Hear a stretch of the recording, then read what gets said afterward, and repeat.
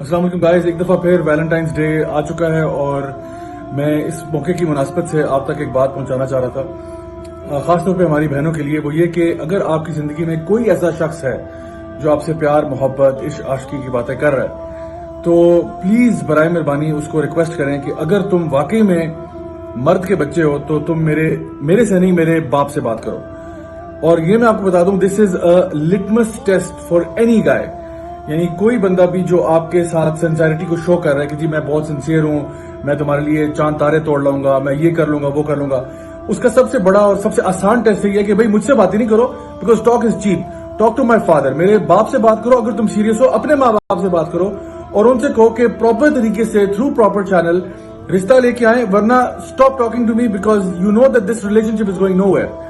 So we have to be very careful because یہ جو دل کے معاملے ہوتے ہیں نا، یہ بڑے حساس ہوتے ہیں۔ Some times we get into a relation اور کچھ عرصے کے بعد جب وہ معاملہ خدا نخواستہ نہیں بنتا اور وہ کہیں شادی کی طرف نہیں جاتا تو جو اس ٹائم پہ جو ہارٹ ایک ہوتا ہے نا، it is almost like a divorce, مطلب وداؤٹ دا سمپتھی جو آپ لوگوں سے گین کر سکتے ہیں۔ بیکاز آپ جب ایک لڑکی جب ڈیورس ہوتی ہے اور اپنے ماں باپ کے پاس واپس جاتی ہے تو عام طور پہ پیرنٹس جو ہے وہ اس کو کنسول کرتے ہیں کہ بھائی کوئی بات نہیں، تمہارا ہسبینڈ جو تھا وہ ٹھیک نہیں تھا تو چلو ہمارے پاس آ جاؤ، ہم مر نہیں گئے، وغیرہ وغیرہ۔ لیکن جب ایک لڑکی یا لڑکا کسی ہارٹ ایک سے گزرتے ہیں جہاں پہ انہوں نے اپنے طور پہ ایک حرام ریلیشن شپ چلایا اور اس کو 1 سال 2 سال 3 سال کنٹینیو کیا، اور جب وہ نہیں ہوئی بات کسی چھوٹے سے مسئلے پہ کہ بھئی ہم جو ہے نا وہ کاسٹ کے بعد شادی نہیں کرتے، وہ ابو نہیں مان رہے،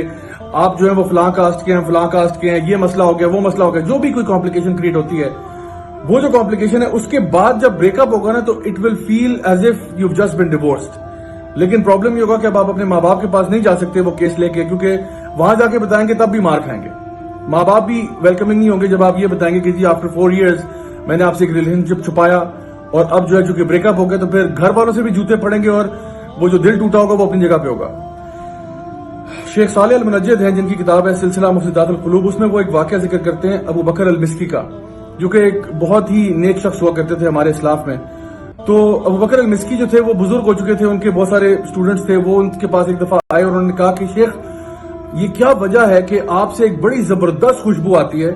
اور یہ خوشبو جو ہے یہ مارکیٹ میں اویلیبل نہیں ہے، ہم نے بہت ڈھونڈا، ایک خاص مسک کی خوشبو آتی ہے، دس امیزنگ اسمیل، یہ کہاں سے ملتی ہے؟ تو شیخ نے کہا کہ بیٹا میں نے آج تک کبھی کوئی ایسی اسمیل نہیں لگائی، لیکن ہاں ایک واقعہ ہے جس کے بعد سے میرے جسم سے یہ اسمیل آئی ہے۔ تو انہوں نے بتایا کہ جب میں 15-16 ایئرس کا تھا تو میری ایک کزن تھی جو مجھے بہت اچھی لگتی تھی، اور لیکن میں نے کبھی اس کو کنفیس نہیں کیا، and to be honest she was the one who was more interested in me, وہ مجھے زیادہ پسند کرتی تھی اور اس نے کہیں کہیں وہ ہنٹس ڈراپ کر کے مجھے پتہ لگ گیا تھا کہ وہ میرے میں انٹرسٹڈ ہے،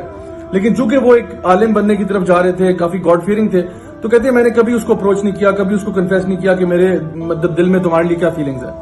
تو کہتے ہیں ایک دن کیا ہوا کہ اس لڑکی نے مجھے اپنے گھر انوائٹ کیا کھانے پہ اور یہ بتایا کہ جی جس طرح پوری فیملی کو انوائٹ کیا ہوا ہے۔ کہتے ہیں میں چلا گیا، جب وہاں گیا تو پتہ چلا کہ اور کوئی بھی انوائٹڈ نہیں تھا سوائے میرے، اور جب میں اس کے گھر میں داخل ہوا تو اس نے پیچھے سے دروازے کو کنڈی لگا کے لاک کر دیا اس کو۔ تو کہتے ہیں کہ پھر اس نے مجھے کنفیس کیا کہ مجھے بہت خوشی ہوئی ہے کہ آج ہم دونوں اکیلے ہیں اور میں چاہتی ہوں کہ میں اپنی ساری فیلنگز ایکسپریس کروں اور تمہیں بتاؤں کہ میں تم سے کتنی محبت کرتی ہوں۔ ابو بکر المسکی کہتے ہیں کہ مجھے کچھ سمجھ نہ آیا، میں نے بھی اس کو کہہ دیا کہ سچ پوچھو تو میں بھی تمہارے بارے میں وہی جذبات رکھتا ہوں جو تم میرے لیے رکھتی ہو، لیکن میں اتنا اوور ویلم ہو گیا ہوں تمہارے اس موو سے کہ مجھے سمجھ نہیں آ رہی میں کیا کہوں۔ تو کہتے ہیں کہ میں نے پھر اس سے ایکسکیوز کیا کہ پلیز اگر آپ مجھے تھوڑی دیر کے لیے واش روم جانے دیں تاکہ میں فریش اپ ہو کے آ جاؤں تو پھر میں آپ کے پاس واپس آتا ہوں۔ تو اس لڑکی نے کہا ٹھیک ہے آپ جائیں، اور جب آپ واپس آئیں گے تو میں آپ کا انتظار کر رہی ہوں گی۔ ابو بکر المسیح کہتے ہیں کہ میں واش روم گیا اور وہاں جا کے قضاء حاجت کے لیے، اور جو بھی ایکسکریشنز تھی، جو بھی فلتھ تھا، آپ نے وہ لیا اور انتہائی ایک مکروہ عمل کیا کہ وہ سارا گند جو ہے نا وہ اپنے کپڑوں کے اوپر ایسے مل دیا، پورے کپڑوں کو گندا کر دیا۔ اور پھر جب وہ باہر آئے تو آپ نے اس سے پوچھا کہ how do you like me now, اب تمہیں میں کیسا لگتا ہوں؟ تو اس عورت کو بہت غصہ آیا، وہ ان سے ایج میں بھی 3-4 سال بڑی تھی، یہ خود 15-16 سال کے تھے، وہ تقریباً 19-20 سال کی تھی۔ تو اس کو بہت غصہ آیا، اس نے کہا کہ دفع ہو جاؤ میرے گھر سے، نکل جاؤ، مجھے یقین نہیں آ رہا کہ میں نے اپنے یعنی تمہیں یہاں حاصل کرنے کے لیے اپنی فیملی والوں کو گھر سے باہر نکالا اور اتنا مجھے محنت کرنی پڑی یہ پورا سین آرکسٹریٹ کرنے کے لیے، and this is how you repay me, اس طرح تم مجھے بدلہ دیتے ہو، نکل جاؤ میرے گھر سے باہر۔ ابو بکر المسی کہتے ہیں کہ میں بھاگا بھاگا بھاگا اور اپنے گھر پہنچ گیا. کہتے ہیں گھر جا کے میں نے چینج کیا, غسل کیا, وضو کیا, مصلی بچھایا اور 2 رکعت نفل پڑھے. اللہ سے رو رو کے دعائیں کی کہ اللہ جس طرح تو نے یوسف علیہ السلام کو زلیخا سے بچایا تھا, تو نے آج مجھے بچا لیا, اور اگر تو مجھے نہ بچاتا شاید مجھ سے آج بہت بڑا گناہ ہو جاتا, بہت بڑا گناہ ہو جاتا. اور کہتے ہیں میں روتا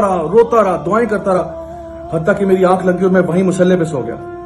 کہتے ہیں جب میری صبح فجر کی اذانوں کی آواز آئی تو میری آنکھ کھلی, اور جب میں نے آنکھ کھولی تو دیکھا ادھر ادھر کہ ایک زبردست خوشبو پھیلی ہوئی ہے, پورے کمرے میں ایک زبردست خوشبو پھیلی ہوئی ہے. کہتے ہیں میں نے ادھر دیکھا, میں نے ادھر دیکھا, مجھے سمجھ نہ آئی خوشبو کہاں سے آ رہی ہے. کہتے ہیں پھر اپنے گریبان میں جھانکا تو پتہ چلا اپنے اندر سے وہ اسمیل آ رہی تھی. اور کہتے ہیں کہ وہ امیزنگ خوشبو اس دن سے لے کر شروع ہوئی اور آج تک میرے جسم سے جدا نہیں ہوئی. اللہ اکبر. My dear brothers and sisters, یہ وہ لوگ تھے جن کے بارے میں اللہ تعالیٰ فرماتے ہیں فَأَمَّا مَنْ خَافَ مَقَامَ رَبِّهِ وَنَهَى النَّفْسَ عَنِ الْهَوَىٰ فَإِنَّ الْجَنَّةَ هِيَ الْمَأْوَىٰ.